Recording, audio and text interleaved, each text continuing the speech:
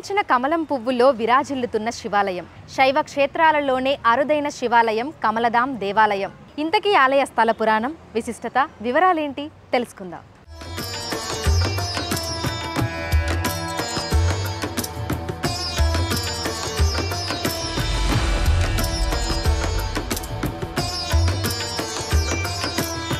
ఇదే ఇప్పటి వరకు మనం చెప్పుకున్న ఆ మహాదేవుని అరుదైన క్షేత్రం. తామర పువ్వులో తెలుపు వర్ణంలో మందిరం ఎంత సుందరంగా కనిపిస్తుందో కదా. చూస్తున్నంతసేపు అలాగే చూస్తూ ఉండిపోవాలనే విధంగా ఉంటుంది ఈ ఆలయ నిర్మాణ శైలి. ఆలయంలోకి అడుగు పెట్టింది మొదలు ప్రతి ఒక్క నిర్మాణం మనల్ని ఆశ్చర్యానికి గురిచేస్తుంటుంది. ఆలయంలోకి వెళ్లగానే ఎదురుగా విచ్చుకున్న తామర పువ్వు, అందులో నుంచి ఉద్భవించినట్లుగా ఉండే అద్భుతమైన ఆలయం కనిపిస్తాయి. అదే కమలదాం మందిరం. పైకి వెళితే గర్భగుడిలో కొలువుదీరిన నర్మదేశ్వర శివలింగం మనకు దర్శనమిస్తుంది.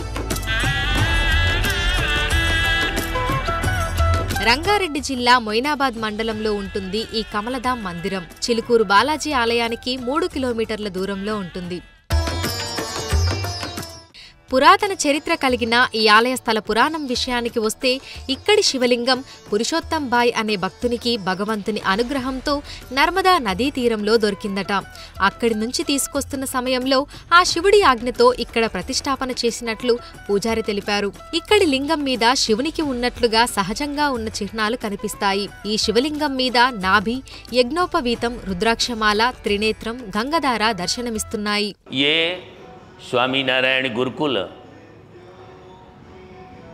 हैदराबाद का एक अद्वितीय स्थान है।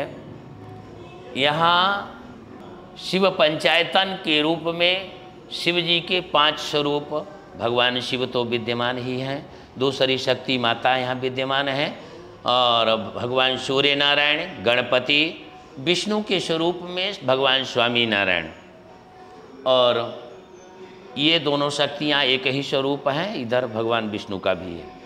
तो ये स्वरूप मतलब शिव पंचायतन. ఇక్కడి పూజా కార్యక్రమాలు భిన్నంగా ఉంటాయని పూజారి తెలిపారు. ఆలయంలో దర్శనం చేసుకుని వెళ్లిన తర్వాత చేతులు కాళ్ళు కడుక్కుంటారని అన్నారు.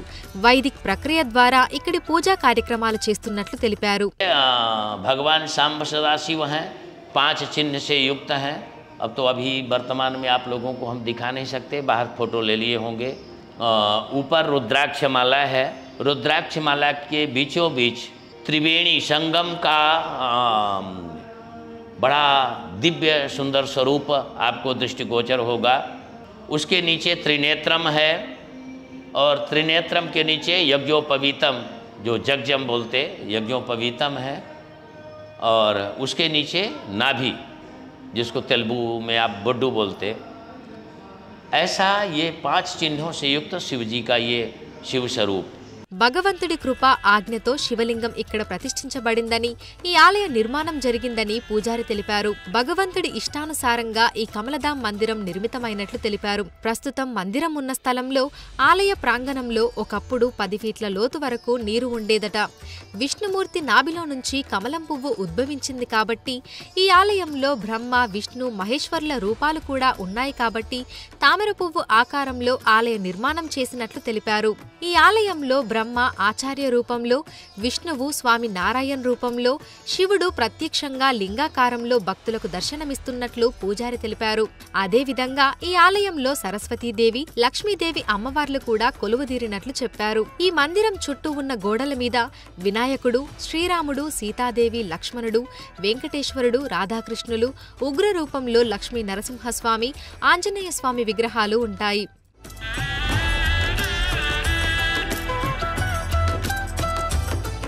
ఈ ఆలయంలోని లింగాన్ని, దేవతామూర్తులను దర్శనం చేసుకుంటే కోరిన కోరికలు నెరవేరుతాయని పూజారి తెలిపారు. గుజరాత్, ఢిల్లీలో ఉన్నట్లే ఇక్కడ కూడా అక్షరధామం ఉందని పూజారి తెలిపారు. ఈ అక్షరధామంకి ఎంతో మహత్యం ఉన్నట్లు అన్నారు. ఈ ఆలయంలోని లింగానికి ప్రతిరోజు 5 సార్లు హారతి, పూజా కార్యక్రమాలు నిర్వహిస్తుంటామని పూజారి తెలిపారు. అలాగే భక్తులే గర్భగుడిలోకి వచ్చి పూజా కార్యక్రమాలు, అభిషేకాలు చేస్తుంటారని తెలిపారు. లింగం మీద భక్తులే స్వయంగా అభిషేకం చేయొచ్చని అన్నారు. ఇక్కడ కమలధామ్ మందిరంతో పాటు కలశం ఆకారంలో ఉన్న ఉప ఆలయాలు కూడా ప్రత్యేక ఆకర్షణగా నిలుస్తున్నాయి. వీటిని ఏడాది క్రితం నిర్మించారు.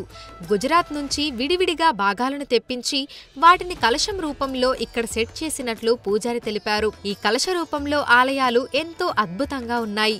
దగ్గర నుంచి చూస్తే కలశం ఎలా అయితే ఉంటుందో అచ్చం అలాగే చిన్న చిన్న డీటెయిలింగ్తో వీటిని రూపొందించారు. ఈ ఉప ఆలయాలలో ఒక ఆలయంలో వెంకటేశ్వర స్వామి, మరొక ఆలయంలో స్వామి నారాయణ్ స్వరూపమైన నీలకంఠభరణి ఋషి విగ్రహాలు దర్శనమిస్తున్నాయి. ఈ మందిరం ఆవరణలో యజ్ఞశాల, గోశాల కూడా ఉన్నాయి. ఈ గోశాలలోని గోవులకు భక్తులు దానా వేయవచ్చు. ఇందుకోసం ఎటువంటి డబ్బులు చెల్లించాల్సిన అవసరం లేదు. ఆలయ నిర్వాహకులే గోవుల కోసం దానా, గడ్డి అందుబాటులో ఉంచుతారు. వాటిని భక్తులు గోవులకు తినిపించవచ్చు. ఎవరైనా ఇంటి నుంచి రోటీ వంటి ఆహారం తీసుకొచ్చినా వాటిని కూడా తినిపించొచ్చని పూజారి తెలిపారు. అంతేకాకుండా ఎవరికైనా గోమూత్రం కావాలన్నా ఇక్కడి నుంచి ఉచితంగా తీసుకుని వెళ్ళొచ్చని అన్నారు. విశిష్ట పూజలు, గోదానం చేయాలనుకుంటే అందుకు సంబంధించి కొంత అమౌంట్ చెల్లించాల్సి ఉంటుందని చెప్పారు. ఈ గురుకులంలో 2 నుంచి 300 గోవులు ఉన్నట్లు తెలిపారు. చిలుకూరు బాలాజీ ఆలయం నుంచి కేవలం 3 కిలోమీటర్ల దూరంలోనే ఈ కమలధామ్ మందిరం ఉండటంతో ఇక్కడికి భక్తుల రద్దీ అధికంగానే ఉంటుంది. దేశ నలుమూలల నుంచి భక్తులు ఇక్కడికి వస్తుంటారని పూజారి తెలిపారు. ఈ ఆలయం ఎప్పుడూ భక్తులతో సందడిగా కనిపిస్తూ ఉంటుంది. గర్భగుడిలోని లింగాన్ని దర్శించుకొని ఆలయ ఆవరణలో కూర్చొని ఆ ప్రశాంతతను ఆస్వాదిస్తుంటారు భక్తులు. ఈ ఆలయం ఎంతో భిన్నంగా ఉందని, ఇక్కడికి రావడం ఎంతో సంతోషంగా ఉందని భక్తులు చెప్తున్నారు. లింగానికి స్వయంగా అభిషేకం చేయడం మంచి అనుభూతిని కలిగించిందని తెలిపారు. ఈ ఆలయ సమయ వేళల విషయానికి వస్తే ఉదయం 7 గంటల నుంచి 12 గంటల వరకు, తిరిగి మధ్యాహ్నం 3 గంటల నుంచి రాత్రి 9 గంటల వరకు, కొన్నిసార్లు భక్తుల కోరిక మేరకు 10 గంటల వరకు కూడా తెరిచి ఉంటుంది. ఇక రుద్రాభిషేకాలు, మహారుద్రాభిషేకాలు ఉంటే రాత్రి 11 గంటల వరకు కూడా ఆలయం తెరిచి ఉంచుతారు. హాయ్, నా పేరు సాయి మోనిక. సో మేము నల్లగండ్ల నుంచి వస్తున్నాము. సో ఫస్ట్ మేము చిలుకూరు బాలాజీ టెంపుల్కి వెళ్ళి ఇక్కడ ఈ టెంపుల్ ఉంటుందని తెలుసుకొని మేము ఇక్కడికి వచ్చాము. సో ఇది చాలా రోజుల నుంచి మేము విజిట్ చేద్దాం అనుకుంటున్నాం, బట్ కుదరలేదు. బట్ ఈసారి పక్కా రావాలనేసి వచ్చేసాము. సో ఈ ఆర్కిటెక్చర్ అనేది మాకు చాలా నచ్చింది. సో ఎందుకంటే లోటస్ లాగా వచ్చి సో టెంపుల్ అలా రావడం అనేది చాలా డిఫరెంట్గా అనిపించింది మాకు. అండ్ ఇక్కడ శివలింగం ఉంది, అక్కడ మనం అభిషేకం కూడా చేసుకోవచ్చు. అందరూ ఎవరైనా వచ్చినా కూడా అభిషేకం చేయొచ్చు. నా పేరు శ్యామలాదేవి అండి. నేను గుంటూరు, మా అబ్బాయి హైదరాబాద్ ఉంటే హైదరాబాద్ నుంచి ఇక్కడికి వచ్చాను. లోటస్ టెంపుల్ కొత్తగా అనిపించింది, చాలా బాగుంది. ఇక్కడ శివుడి చేత మా చేతే చేయించారు శివుడికి అభిషేకం. చాలా ఆనందంగా అనిపించింది. ఇంకా ఇక్కడ విఘ్నేశ్వరుడు ఆలయము, బాలాజీ టెంపుల్, ఆంజనేయ స్వామి టెంపుల్ అన్నీ ఉన్నాయి. మాకు చాలా బాగా నచ్చింది.